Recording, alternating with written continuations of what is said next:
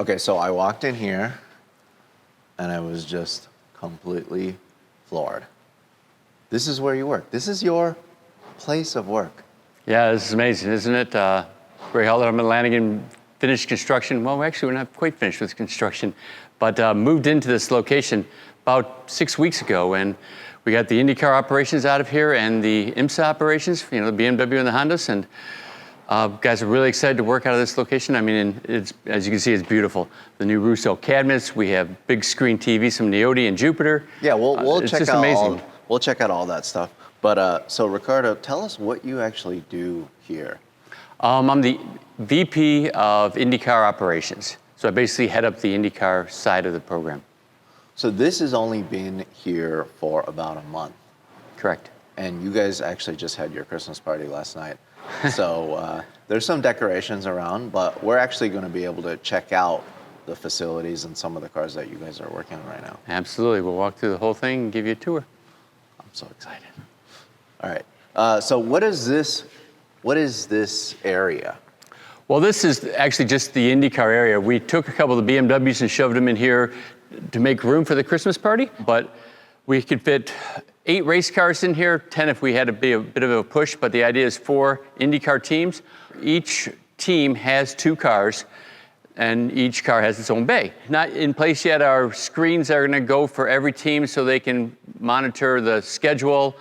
They can pick up details on how to rebuild anything we have, because we have procedures on everything, pretty much anything they want. It's largely a schedule way for the guys to keep up to date with the chief mechanics. But basically we have our chief mechanics sitting in these areas right above so they can monitor the guys, and they're easy access from there, simple stairs up to the top where the engineering staff is. On both sides, both IndyCar and BMW, they have the race cars on the floor and the engineers right above them. Along with that, we have conference rooms. The Truman Room, named after Jim Truman, who was Bob's the team owner, had in his first team with in IndyCar. He won the '86 Indy 500 for Jim Truman and Red Roof Inns. Jim passed shortly after that race, so it was a big thing for Bob. Well, winning the Indy 500 is always a big thing for anybody. But it was really great that he was able to do that before Jim passed. And beyond that, we have the Mid-Ohio and the Laguna rooms. On the other side, some of the tracks we've won races at, we have the Daytona and the Sebring rooms on the other side, a little homage to the IndyCar and the IMSA side. So in between races, do you pretty much have to come here with the IndyCars every single time, or is there a potential where you have to go a couple races without coming back here? When we go off on our West Coast swing, which is Portland, Laguna, and it used to be, one year it was Portland, Laguna, Long Beach, we stayed out there the whole time because it was back-to-back-to-back races, 3 in a row weekends. But for the most part, we come back here between every race. Sometimes it's only for a single day, but the cars come back, we strip them apart to the point they need to be for that event, and put them back together and off we go. A lot of times we have to change liveries, so we have the ability to do all that in-house. Liveries being the way the car looks from moving from one sponsor to the next. All our cars you can see in the black carbon is how they're all done, and then we turn them into this with laminate from Aero, one of our sponsors. They make a beautiful, shiny, gorgeous product we use on all the Indy cars. The thing is, from one weekend to the next, we may have one day to change cars, so we can't paint them. So the Aero works perfectly. It's actually better in paint because it comes off quicker, it's lighter, and we can effect change quite quickly. So it goes from a white car to a Brock Auburn to whatever sponsor's next. And then, so is this a display car or is this an actual race car? This one is a display car. Sometimes you really have to look at them to find out, but I know for sure just looking at some of the crevices that it is a display car. We have a couple of display cars, and we actually have some show cars that are past race cars that were either tubbed, which means they're crashed beyond raceable condition, or they just got too heavy from multiple crashes and multiple repairs, so they're off out of the side. We use one currently for our pit stop practice car. We have an electric motor in that so we can drive the thing in, because with Indy cars, the guys are sitting out of the car and the car drives to them, so we have to practice that. So we have a real car that we put an electric motor in and drive the car in that way, and I'll show you that here in a bit. Yeah, because it's probably a lot easier to have something like that versus starting a real IndyCar engine every single time just for pit stop practice. Right, we don't have the ability to have a running car with us all the time. Honda has to be to start the car every single time we do it. Plus, we had to be tearing these things apart all the time. So we would never do pit stop practice if we had to use a real car. So it makes sense, and a lot of teams do the same thing. You build up a spare car and you put an electric motor in it. And then, so these are actual race tubs. They are indeed. Well, we got all Christian's, Jack's, and Graham's cars out here. The Dallara chassis, super strong chassis, particularly now that we put the halo on it and the windscreen. The windscreen makes this thing incredibly strong.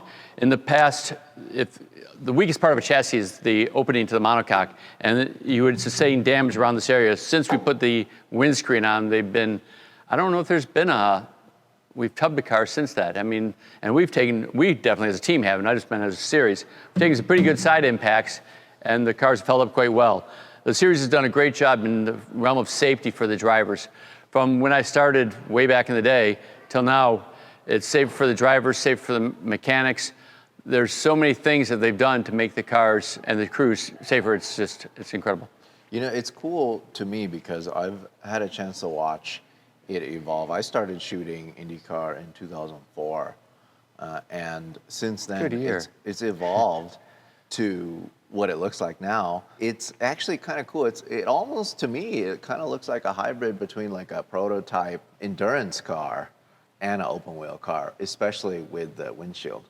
Yeah, they definitely look a lot different. The basics of the car are fairly similar, you know, carbon monocoque, twin wishbone suspension, but there's a lot more technology into it. There's been a lot more push and a lot more money coming into the sport, which helps us develop the cars and the safety aspects, as I mentioned, with the bodywork as wide as the wheels, so guys don't get trapped between the car in a pit stop and potentially get run over, to having sensors on the fuel rigs.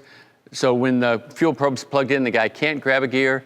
I mean, back then we used to have manual shifts, and now we have paddle shifts, paddle clutch. A lot of technology in that respect, and you know, next year we're moving to a KERS system, well, 24, you know, electrifying the cars, so moving in a more green fashion. It's been a real progression over the last few years. Can we check out some of the other tubs? I think that one is a little more.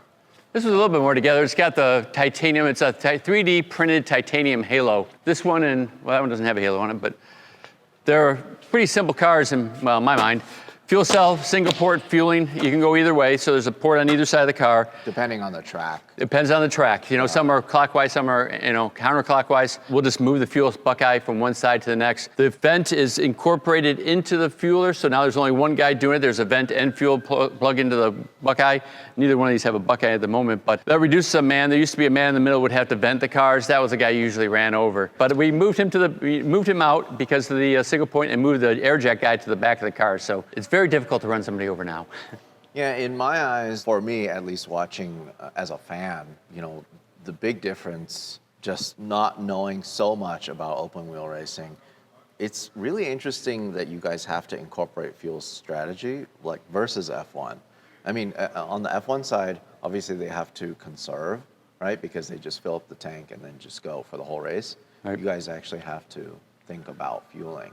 Fuel is a big part of how we race a car in IndyCar, you know, set our strategy in IndyCar. Particularly at an oval, if you come in early, it can give you an advantage because everybody's tires are falling off, so you put new tires on and you can start to really run. But if somebody stays out longer than you and the yellow comes out, then because the way IndyCar closes the pits, you could be caught a lap down. And then at Indy particularly, nowadays, it's kind of moved this way.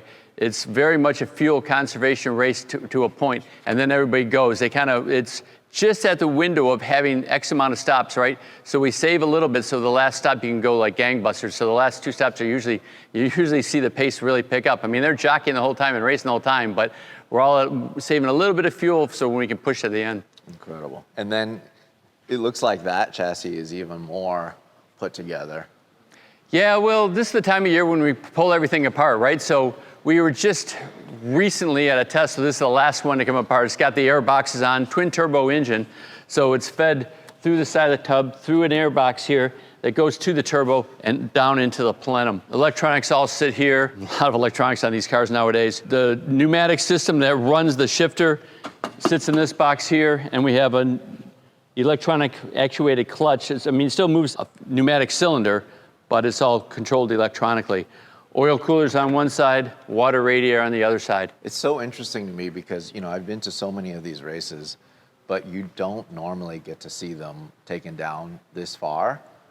I mean, if it gets taken down this far, it's usually behind closed doors, right? No, we are behind closed doors, aren't we? Yeah, no, we don't usually, that's the last thing you want to do, pull a car apart at the racetrack. Right, right. Back, that's something that happened like in the late 90s, 80s, 90s, we changing engines every night. Now the way the series is, we get 4 engines a year, and they rarely come out at the racetrack. If they do, it's quite the laborious project to put them back in, where back then we could change an engine in an hour, from the car on the ground up, back on the ground. But it was something we did every day. And guys, I mean, it was a dance. We all learned how to, it was well choreographed. We all learned how to do it together. And now, because it takes so long, we spend a lot more time looking at everything, because it's going to be together for quite a while. At least the engine will be. The car comes apart. The car comes to this point nearly every race. Can we take a look at the BMWs? Sure. Honestly, for me, these are probably my most favorite to photograph. Part of it is because it at least represents a production vehicle. And the Z4 in particular has a really special place in my heart. I was following sports car racing pretty heavily when you guys were campaigning this car, and actually Bill Alberlin had a chance to give me a ride. I'm not exactly sure if it was this car. It's a potential that it was this car that I rode in at Sebring. But yeah, this thing is so cool. So you guys Sexy cars, eh? It's a sexy car. It's very beautiful. Yeah, it's a beautiful car. I actually, all the time I say, I wish BMW built something like this for the road. You know, like a GT3, kind of like what Porsche has. Right. I wish BMW built something like this, because I would drive that. So, yeah, you and me both.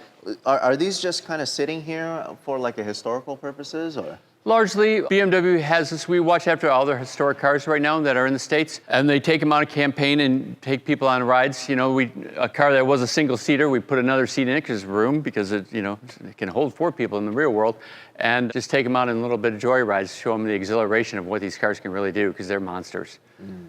And then this one is actually a real race-winning chassis. Like, this one actually won. Yeah, this one won the Daytona 24 Hours. No, we won that race 2 years in a row with the M8. The guys did a great job those 2 years. Zanardi was actually driving the sister car to this one and came close, but we had a little snafu with the steering wheel on that car. But steering wheels are very intricate bits nowadays. I mean, the things cost like $30,000 to put them. By the time you're done putting them all together and all the electronics go into them, and you have a little issue with the thing and things can go wrong, it really hurts your performance. And then, so with that one, was that one that incorporated his hand controls? It did, or? Yep. Got it. And there was just some malfunction. A little malfunction that we were able to resolve it, but it just ate up enough time to kind of take him out of contention for the win. But we had another car right there going, so it was all right. And that was interesting in that it was a hand-controlled car as well as a normal foot-controlled car too. Sure. Right? Because it was multiple drivers, Alex being able to control it with his hands, and then the other drivers being able to control it with their feet. The only thing I believe, I wasn't on the car, but the biggest difference on those is the throttle, hand throttle, where the clutch and the shift is all on the pedals anyway. So all they really had to do is add a throttle control, and one guy used it, the other guys didn't. Just use the other one on their feet. Yeah, and then what about? Oh, the brake. Sorry, the brake too. The brake is a big part of it. Yeah, on the steering wheel. On the steering wheel, yeah, throttle and brake, yeah. That's like a video game. Very much like a video game. These cars are a lot like a video game now. And the newest BMW is actually using the Fanatec wheel, as you can buy for the video games. They take the actual wheel and go run it at the racetrack. It's kind of crazy. That's incredible. And it was in this car, actually, yeah. Can we check out the other area then? Yeah, well, the way this place is designed is kind of radial, right? Our lobby takes up a lot of room. We have a lobby, a lunch area for the boys, a commercial kitchen so we can have big events. But because the cars are wrapped, we do all our graphics work in the room right there. Like I said, Aero supplies a lot of our laminate, the liveries on the cars. So all the decals, all the wraps we do in-house. As you come out, to make it easier, we have the parts straight out the door, followed by the bodywork area, the gearbox area. Well, we'll walk around. As you can see, over that way is the sister area. It's pretty much mirrored from the IndyCar side to the BMW side. They have the same bays like we have set up, but they have their cars over there. Oh, this is so cool. So this is an indoor area, so you can load pretty much any time whether it's raining or weather. Raining, or whatever. snowing. It snows up here in Indiana, so when it's snowing and nasty, the trucks all sit inside. The trucks come in, we can unload the cars and roll them right down this main hallway and dive them into the IndyCar shop or the BMW shop. We have 13 truck bays. You can see over here we have our pit stop practice area. Because you can't do pit stop practice on smooth surface like the smooth concrete, all that's brushed concrete just like it would be at a street circuit or really any circuit to give the guys some grip. That's over here. Yeah, when they run around the cars. God. They say all our trucks pull in, and there's plenty of room to get everything off and work on things while we're here, the fuel rigs, timing stands, and we keep our overseas travel equipment and a lot of other stuff upstairs. And there's a lot of mezzanine shop work up there, a lot of places to work. So that's if you're going for like demonstrations or something like that? No, overseas? in the past, IndyCar used to go overseas. We used to do races like, Japan, and at one point went to Belgium, Germany, England. Finished 1-2 at Australia, finished 1-2 at Germany with 01. But it all you're runs still together. keeping that No, stuff? it had to be I don't know what year it was, hell's bells. And you're keeping Yeah. that stuff in case there is another international schedule? Hopefully, yeah. Yeah. That, and we have there's so much stuff you have in an IndyCar. It's really difficult to throw things away. You got all this really cool stuff in these past cars, but at some point you just have to move stuff out. As you can see, this is all lined up with marks. We're having a wall come in, a cement wall made for us that's not here just yet. So the BMW You guys can actually practice. jump over it. Right. Well, the BMW guys actually sit on the wall in preparation for the car because their car has to come to a stop. They have to be on the wall till the car stops, then they jump over. The Indy cars, it's not such a big deal because we're already over it. We have the fuel rig set up. We have a line taped off where the wall would be, but those guys literally use the wall, so we're having a full cement wall come in. Big Jersey barriers that will be here in place, but you look around, monitors on arm, but Sideline Scout, they do the analysis of our pit stops. You can see multiple cameras. We have one coming off every corner and one right above the car. Right above, just to kind of see everybody's movement. Right, and then we can show them what they've done right, what they've done wrong, try to critique their movements and minimize the movements to increase the time. It's just like the football players or basketball players. The same people, Sideline Scout does the same kind of stuff for them that they do for us as far as analyzing the human performance. And then this is the one that's electric powered. It is, yeah. This is actually a real tub. Let's just say if things go wrong and we need another chassis, I can pull this one out from the pit stop area and put it back into rotation. It's about 5 pounds heavier than our next heaviest car. So as things get heavier, you really don't want to run them. So we had the ability to push one off the side, so we did just that. It's crazy that you even go as far as to think about the surface that the guys have to practice on. I think that is so cool. Well, if you try to do it on this, the car will slide around because it's just hard aluminum disc, and as the guys run around, they could slip. So you want to mimic the racetrack as much as possible.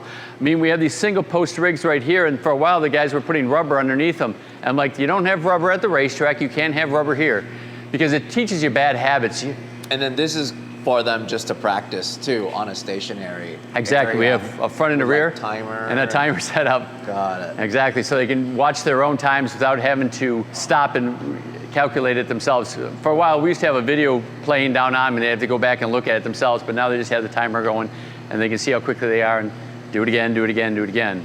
But that's incredible. It's also cool to too. see that these are these the practice ones? Yeah, these are practice wheels. They're like so chewed up. We beat the heck out of them. They are for sure get all beat up, and we have to clean up the wheels. We actually put hard metal rings, or hard aluminum rings on them because they got so beat up that we had to find a way to try to keep them from falling apart.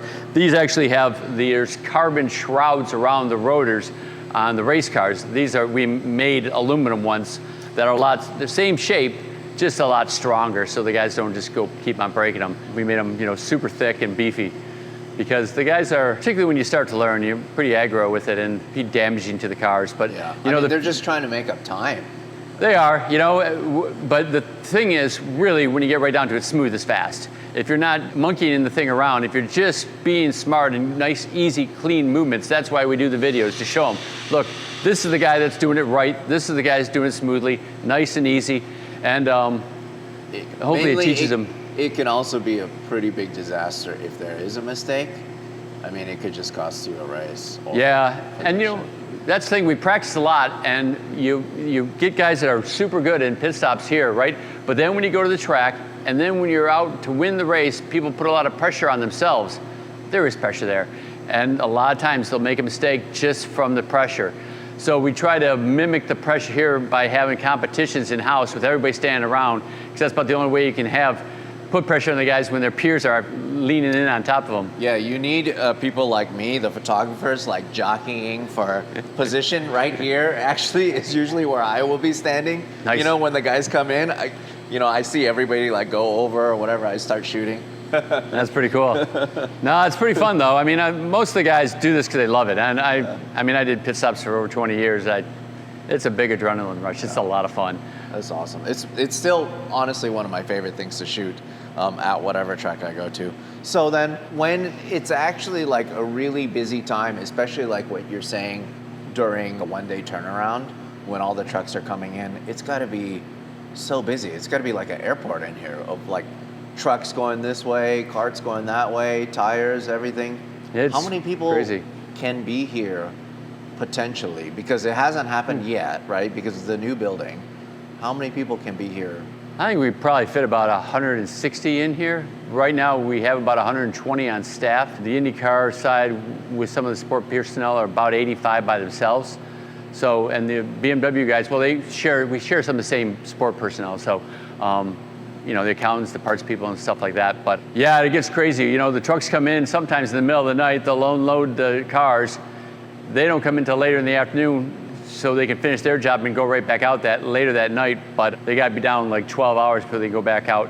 And the guys get to the cars, blow them all apart as far as they can go. And like in a one-day turnaround, you won't take things too far apart. But if you're doing a livery change, some of the people will come in well early in the morning to start pulling off all the vinyl and put the new laminate on the cars. Thankfully, like I said, the aero product comes on and off quickly, and you can go from a white car to a green car to a whatever you need in the day if you have to. I mean, we've literally done it at the racetrack and back-to-back races. But you try to really think about how much work you have to do, because the cars, like at Indy, the week of practice will do about just over 1,000 miles. So that's 2 race weekends, pretty much. So we can do 2 race weekends back to back. So if you got back-to-back races like that, everything goes in absolutely fresh. So it can do those 2 races. So the next race after that, the uprates will come off, the suspension will come off, everything will come off if you have a little bit more time. And sometimes when we're doing 3 in a row, like we did a few years back on the West Coast, we'll actually switch cars because it's usually a different livery as well.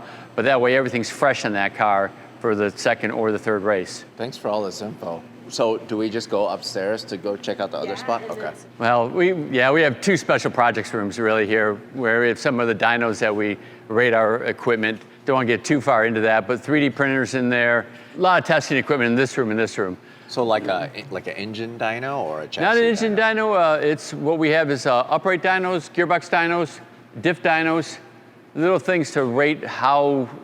Largely, a lot of it's mechanical drag on the cars. This is pretty cool. Yeah, that's pretty cool. That's 96 Renard wind tunnel car. It's been in storage for quite a while. We pulled it out recently. There's a little helmet around here that looks like Bob's someplace. I love that it's metal wheels. Yeah, this is kind of old technology now. Most of the wind tunnel programs, not all, but like particularly in Formula One, they do rubber wheels because the deflection of the wheel makes a big difference for how the car reacts. So, like I said, 96 technology, but actually we have different wheels for the road course and oval, so they're cambered. So there's some taper on the wheels in different ways depending on which place you were planning to go. But this one was set up for a road course. And like I said, we had another set of wheels for the speedway, but we're just kind of putting this thing together to put as a display piece because it is pretty neat looking. This is cool. I would love this in my living room, Yeah, I think, I don't even know if I can get the engine cover off, but they're complicated little bits. Cantilevers, like this is an actual motor? There was the servos to get the thing up and down, I believe. Yeah, and then rockers on it so you can have the car will, raise and lower the suspension on it. That is so cool. Yeah, that's pretty neat. That is so neat. I love the wooden mirror mirrors, because that affects the aero, right? Like every little bit affects the aero on this thing. Yeah, we made a lot of stuff in the past ourselves that, back then we could just about make anything on the car. Oh, these Lots of wheels. A lot of these are tow wheels. They're coming off the road. They're getting old, so we're using them for tows, or tow means just as we roll around the track. You don't want to roll around on real tires because you can cut them, and they also kind of harden as they sit in the sun and just roll around. So we just use toe wheels at the track, and then back in the day we used reins, and we found that to be horrible too, because if you roll around in rain tires all the time, same thing, they get hard and they lose grip really. So when we went to put them on the track, they were just horrible. Yeah, and so, reins are stickier, right? So they pick up like all the rocks and everything. They would pick up rocks too, yeah. Embedded. Have a little pickleball court here. Now that for the guys, we have every once in a while we do little things to keep the guys, engaged. Little team building exercise. It's funny we have team building exercise for a bunch of guys that go off to races together, but we were playing pickleball here with all the engineers and everybody between these two courts, this one and that one down there. But you could fit so many rigs in here. Yeah, we have 13 truck bays, and if we could, like motor coach wise, we can fit them back to back. It's long enough to fit on one of the, motor coaches like Bob's and Graham's in one bay. So there's plenty of depth and gives us a lot of room to work on the things. One of the ideas, well, when I originally drew this thing up, we had a table sitting here so that all the equipment go behind it, but we're not there yet. You have to excuse it. We're still a work in progress. The place isn't done. You can see they're still doing drywall here on the building. So this is already like just so much for me to take in. I think it's incredible. Yeah, it's one of the special projects rooms. Not a lot going in there right now. We're just measuring the car and getting the bodywork set on it. That table is actually about 14 inches thick. We sunk it into the ground so we didn't have to pick the cars up and get onto it. Now we just roll onto it. In the past, we literally lift the car up and set it down on it. And this is like allows you to measure things, or what is the Yeah, point of we this can thing? measure. Yeah, it's a flat surface, right, and level. So it allows us to measure the car, the underwing, the heights of everything, make sure the spine of the car is in the right place. If we want to twist test the car, we can put it on a big surface, 90-degree plate and twist it to see what the stiffness of the chassis itself is. To be honest with you, the things are so stiff now with the windscreen that there's really not a big point in doing that anymore. Is this like a modern type? Is this a Yeah, like no, it's the current chassis. Oh, current yeah. chassis. They're getting ready to body fit it, so they just came over here. We're going to put the underwing on it and then go back. Every year you can see some of use different kinds of body fit material, but we do everything we can to put material on it and then make it as smooth as possible. The idea is to get the thing as smooth as possible and as light as possible. So you put the whole thing together and then just smooth the transitions from every little seam you have in the car, so it cuts through the air better, particularly at Indianapolis. Yeah, originally it's funny because a year ago, or 2 years ago, I guess, we started building this room and we designed it so we could do a 3D scanner, right? And you have these T-bars with the scanners, and it had to be 6 feet away from the car. So we made the thing big enough to get 6 feet of clearance all the way around the table. That's obsolete technology. Now you only need the little T-bar handles. Zeiss is one of our sponsors. They do a great job making measuring equipment, and it's down to the microns of the body. But it's just now a little handheld scanner. You can walk around and measure the whole thing without the T-bar over there. So the room's oversized for what we need nowadays. But that was, like I said, only a year and a half ago. Zeiss technology has stepped forward so much in the last year that the builders couldn't keep up. And we end up with a room bigger than we need, but that's all right. More room's never a bad thing. Oh yeah, in terms of space, how many square feet is this building? We're right around 120,000 square feet. I think it's about the closest I can get to it, with the truck bay, with the upstairs, with the downstairs. Body storage, work you through here. Oh, this is good. Whoa. We have a lot of body work in this place, right? And all the IndyCar and the BMWs are built here. You got to see front and rear clips of the BMW down there, some noses here from the IndyCar. This is so cool. We'll actually build the wings right here and measure them up here and on the table out there. But I just love that. It's like all organized so nicely. You have some of the nose cones, some wings, or some front wings, right? yeah, front and rear wings, they're all stacked up there, a lot of stuff. That's a clean room. We're working on building out our composite area, building that table, and gonna put ovens in here. So you can actually make these body parts in-house then? We're not allowed to make them in-house, but we're allowed to repair them. Got it. It's all spec stuff from Dallara on both series, and all we're allowed to do is effect change by repairing things that get damaged. And they damage a few things now and again. What a crazy room. This is insane. I just can't. I actually really like seeing the raw carbon ones that actually haven't been wrapped yet, but this stuff, is this from last season? Yeah, that was run at the last race of the year. Got So it. it just hasn't been pulled apart just yet. Got it. So And once, here's one of the windscreens, all by itself off the car. so then once they have time, they'll probably strip all of this stuff. Huh? Oh yeah, it's in process. One at a time, they're just working their way down through the cars. And you want to see something that's a little bit, where did I just see it? All of this stuff is spec in terms of like. Yes. Yeah, we're not allowed to really do anything other than repair them. The only thing we can really affect change on, well, there's really nothing here. The seats are about the only thing on this bodywork rack that we have the ability to make ourselves. And Got it. the seats and that's here, just based on the driver. that's basically just a beanbag chair with some glue in it to hold it all together. It's actually the same foam that they put in the Simpson helmets. You put them in the car, like, you make it like a beanbag chair, and then with the glue, and then you set them in there, and then it sets up, the glue sets up, and it fits the driver perfectly. And it still is somewhat squishy, so if he backs the car in, or gets in any kind of accident, it fits his body perfectly, and it deforms a little bit, so the inertia goes through the car, through the seat, and not through the body. I mean, in the past we had carbon seats that were just rigid. But yeah, same stuff. This is all going to get stripped down and replaced. The air boxes are just up by themselves. The windscreens, the halo right underneath it. Whoa. How do you even know what's here though? Like, is it all organized or categorized or something? Everything for the car is either in the bay or on this cart. And the guys, I mean, literally, you could take every nut and bolt, throw it in a bin, and the guys could pull it back out and put it back together. They know. They just recognize everything. Yeah, you just have to get to that point where you know where everything goes, because when you get in a hurry, you have to put it together quickly. But more than anything, we deal with it every day, and it just, That's just their job. That's just their job. I couldn't do it right now. 10 years ago, sure. Well, it's still cool. I mean, that you're able to kind of be the conductor, right? You're like.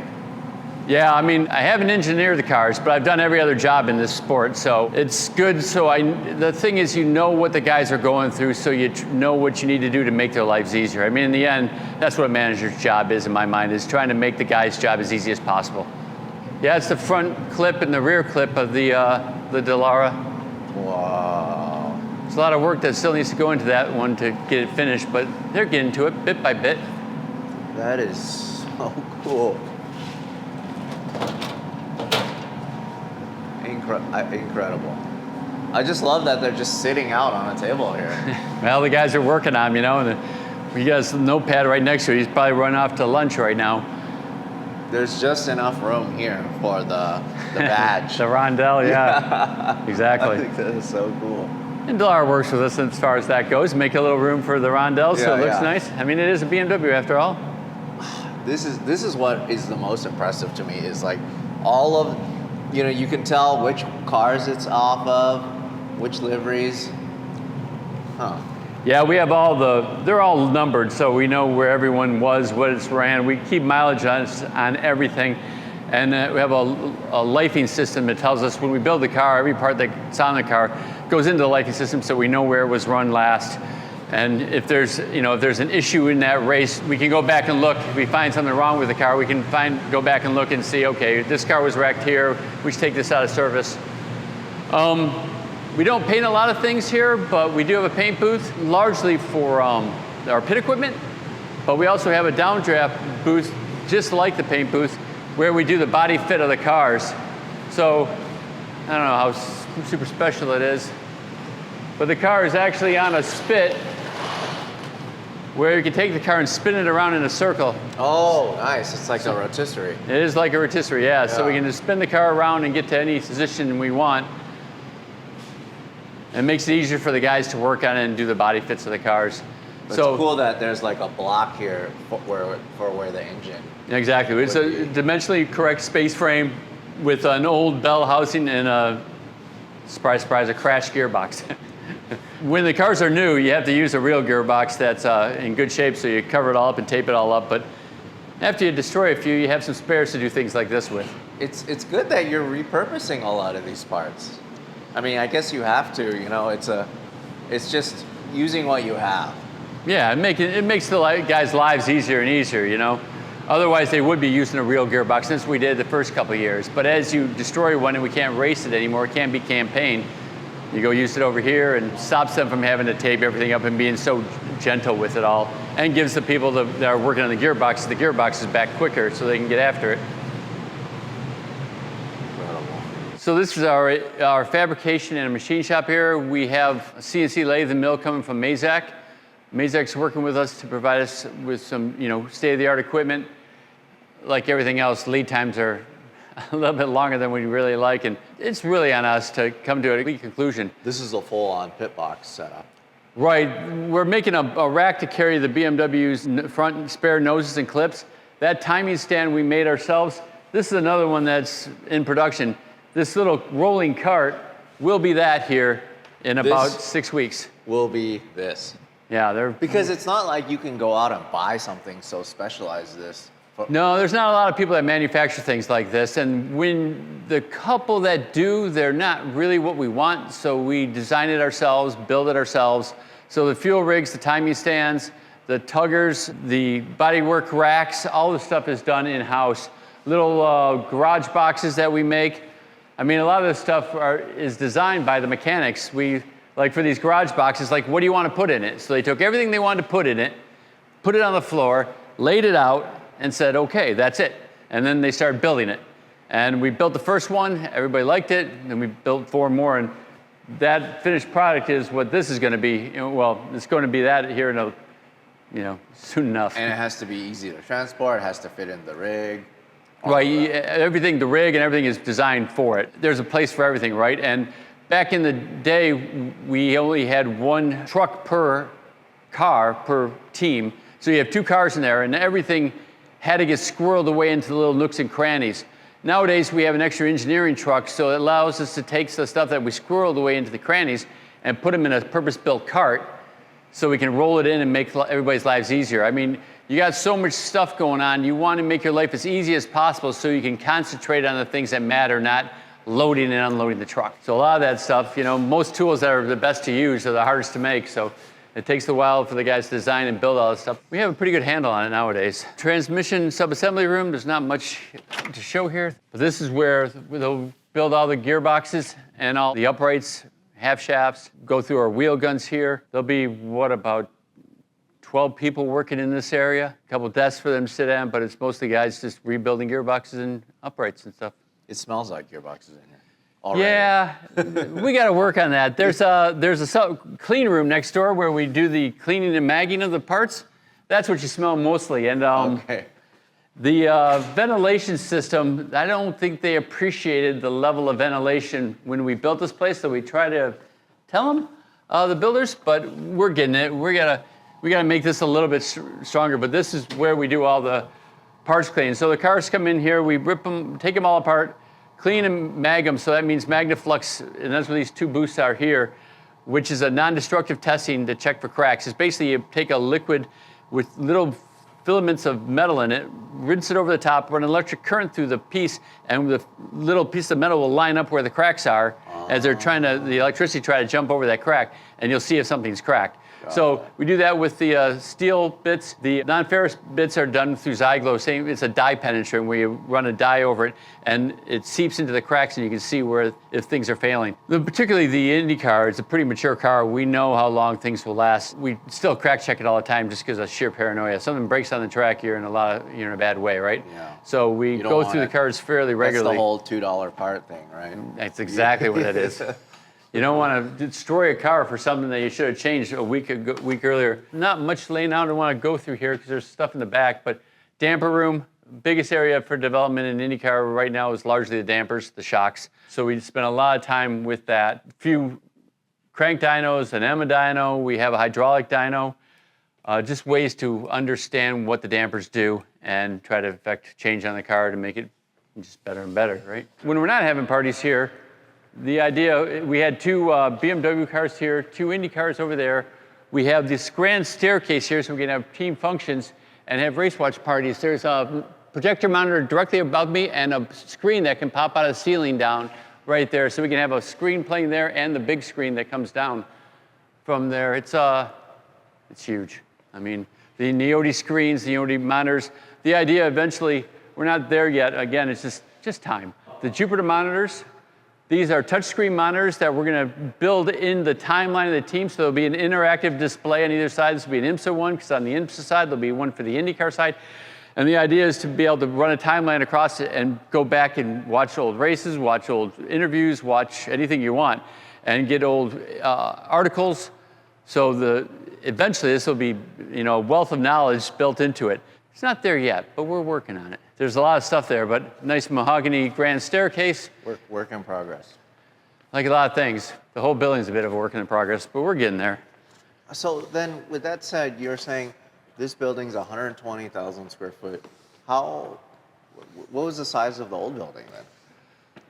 Well, we were in something that was about 50,000 square feet, and the BMW guys were using a shop that was, I think, 40. So we're at 90. We didn't increase it, but it wasn't very, the biggest thing, neither one of the shops were very efficient. This is cool. Model of Le Mans. Yeah, we have Le Mans on this side, and we have Indianapolis on the other side, a little raised layout of the track. They're pretty cool. And the tracks, the offices are named after tracks, Daytona, which we've won, yeah. Sebring, which we've won, all the tracks we've won at. Shoot, just about all the tracks we've won at so far. Over the years, for sure. Been doing this a lot of years. Wow, look at that. Nothing's a beast. That is so cool. So right now, they're actually putting a car together for testing. Right in that bay, huh? Yeah, I think it should go out the door. I think it's supposed to be done Monday. And it should be two of them. Big push. Two of them? That one and the one right below us. Okay, got it. They go out the door. Incredible. Pretty aggressive test schedule for these boys. And you can see they're just still getting in all kinds of parts. Yeah, a lot of stuff from Delara, from Brembo, from everybody. This is the Sunday of PRI, or Saturday. Saturday, on the weekend, they're still pushing hard. Yeah, well, they've got a very aggressive schedule. The car, it wasn't delivered late, but it's just the timing of everything. You can see they got a big delivery in yesterday, so they're trying to categorize all that stuff. They're still trying to get the car built. They're pushing really hard today so they can try to get tomorrow off. Incredible. So cool. But yeah, they're doing the livery on that car right now as we speak. So that car is effectively done, so they're just trying to get the graphics right on it and refresh. So we'll walk through this way. Okay. Through the engineering offices. Mission control. Wait a minute. This is mission control? Well, this is we call it a race operations center. So here we can monitor the races as if we were live there. You get the same telemetry feed. You're hooked to the timing stand, so the guys, whatever they're watching here, they can feeds right back to the guys at the track. Again, Jupiter monitors, with touchscreen monitors we can work with, and the big Neoti screen that can be cut into multiple pieces. Obviously, we just got it set up as one screen right now. But the idea is there's so much information coming from both series and so much information coming off the car now, we need more people, and we can't just keep on bringing people to the track. So it makes sense for people to stay at home and do some of the standard reports we would do at the track, but just here. As you think about it, you get done with the session, you close your laptop, you walk back to the truck, you lose 10 minutes there. By the time you get there, the guys that are here can have all the standard reports done and be ready to go. Plus, as you're running a race, they can help monitor your tire degradation and other people's tire degradation to help you make better decisions for the races. Right. Plus, you're not running into fatigue if you're traveling and you're staying up all the time. You could probably do crazy shifts here, especially for a 24-hour race. Keep you a lot fresher. You can go run home. Keeps down costs as far as that goes long term. So then what happens if there's two races that happens the same weekend? Well, we've got another room. We can split this up if we want, but we have another room we use for our training center for our sponsors. Our sponsors come in here and have big meetings where they can have 20 people, huge Jupiter screens that they can work off, that we can do the exact same thing. So we effectively have a sister. It's not laid out the same way, but we can do the same thing from that room. Got it.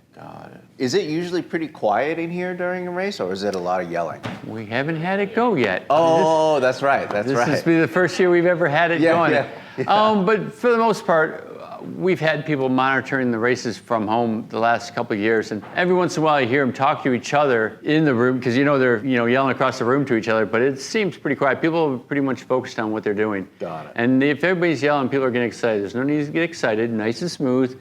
Like I always tell it, no running in pit lane, you know? So it's like, if you're yelling in here or you're running in pit lane, things are going wrong. Everything has to remain calm and smooth. It's the best you can get, the best way to get people to operate the most efficiently. Unbelievable. I love it.